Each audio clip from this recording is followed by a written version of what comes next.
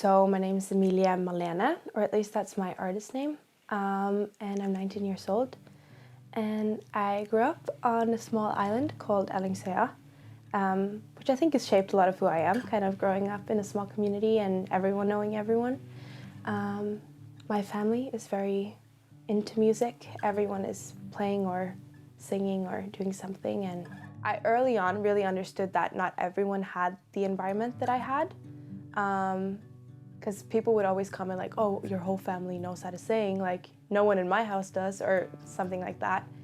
And when we moved to the house we're living in now, my dad like kind of rigged his sound system in the living room. So me and my siblings like are used to like sleeping to him playing the piano and singing. And we joke about how annoying it is all the time, but I think it's kind of become like a comforting thing. I think as a lot of other artists, it started as an outlet, and it still is an outlet for me. Like, I've never really mastered like the craft of songwriting. I don't really write when I'm not inspired, and I'm inspired when things are going on in life and in friendships and in my relationships with other people. That's what makes my music my music. So I think for me, like, now that I'm becoming older and kind of have to shape this idea for my future, I can't really see music not being there. And I don't really think, I know that my dream is not to get like famous or whatever, but there's something about being recognized by people who I've grown up loving that is like very, very much a dream. Or even just having the words that I've been writing in my bedroom, you know, being like sung back to me by a crowd of people that I might not know, but somehow they relate to what I write. I think that's my dream.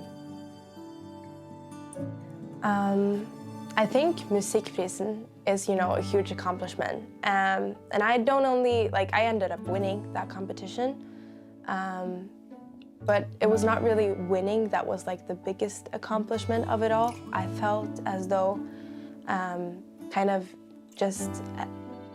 of joining in was a really big accomplishment for me, because, you know, I had to go to the studio and kind of get together all these people to actually record my song, and I had to pay for that studio time with money I earned while working at the cafe, and it was a very big accomplishment for me to like see that's my song and it's a part of this competition, and that was like such a pat on the shoulder to myself, like, wow, you really like organized all of this and like made this possible for yourself. So I think just going for my dreams is really the biggest accomplishment this far.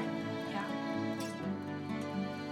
Right now, I'm still trying to navigate who I am as an artist and my identity, but I think what I'm figuring out is, now that I'm a young adult and I have to kind of envision my future and have plans or whatever, I just really can't see myself without music in some sort of way.